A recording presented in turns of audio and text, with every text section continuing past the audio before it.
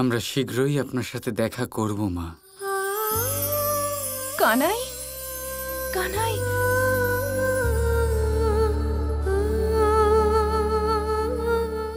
আমিও কি ভাবছি, আমার কানাই আমাকে কি করে ডাকবে?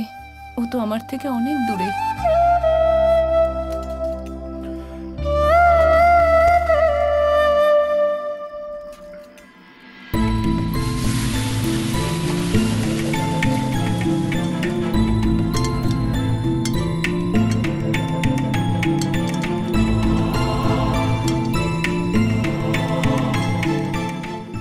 কি হয়েছে যশোদা? ছেলেদের কথা খুব মনে পড়ছে? সেরকম কিছু না। তাহলে এই সবজি ফেলে খোসা কেন রান্না করছো?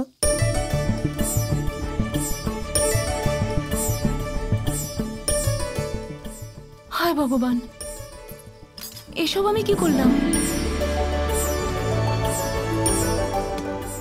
যশোদা, যশোদা, এত চিন্তা করার কিচ্ছু নেই যশোদা।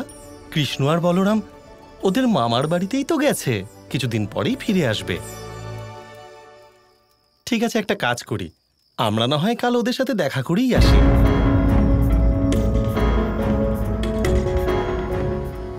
আমারও ওদের দেখতে ইচ্ছা করছে। তার কি প্রয়োজন এখন? আর এত তো কাজ পড়ে আছে। এ আবার কি যশোদা? আমার তো মনে হলো এই কথাটা শুনে তুমি খুশি হবে। আমি তো ভীষণ খুশি আর্য, কিন্তু আপনি নিজেই ভেবে দেখুন না। যশোদা, তোমাকে খুশি রাখাও তো আমারই কাজ, তাই না? আর সত্যি বলতে কি, আমারও কৃষ্ণ আর বলরামের কথা খুব মনে পড়ছে। তাহলে তাই ঠিক রইল যে কালই সকালে আমরা ওদের সাথে দেখা করতে দুজনে তোমার বাবার বাড়ি যাব। কিন্তু আর্য, হায় ভগবান, কৃষ্ণ আর বলরাম তো বর্ষণাতেই।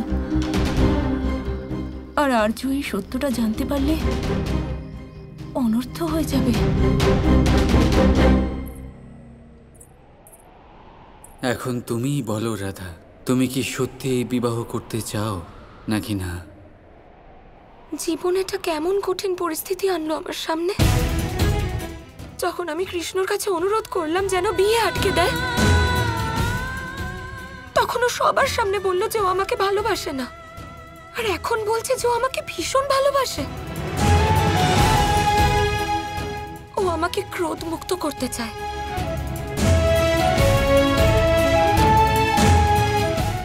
তাহলে তাহলে কেন ও সেদিন সবার সামনে বললো যে ও আমাকে ভালোবাসে না?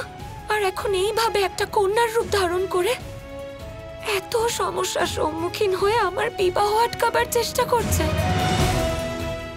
কেন এসেছে ও এখানে?